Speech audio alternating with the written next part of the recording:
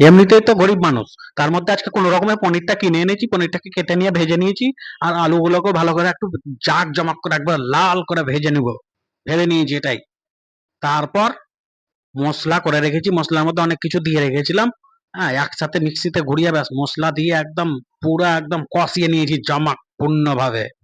মশলার মধ্যে ছিল আম, আদা জিরা, হুম, আদা বাটা, জিরা বাটা, লঙ্কা বাটা, কাজু বাটা, এগুলোই ছিল, আর পোস্ত বাটা।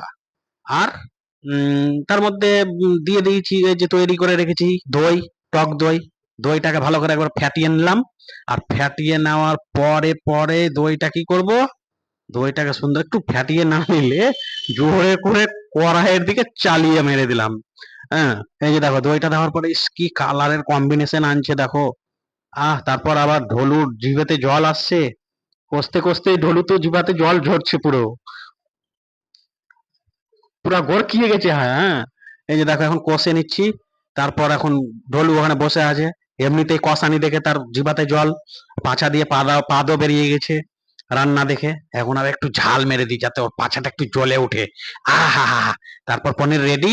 এবার কি করবো বলো তো, এবার আমরা ভাত নিয়ে বসে গেলাম। আহ দারুন, দারুন একদম পুরা কষা কষা পনির দিয়ে এইবার জোরে জোরে মারবো ভাত এমন করে না, গলা দিয়ে নামতে চাইবে না, তখন জল মারবো ড্রেনের মতন।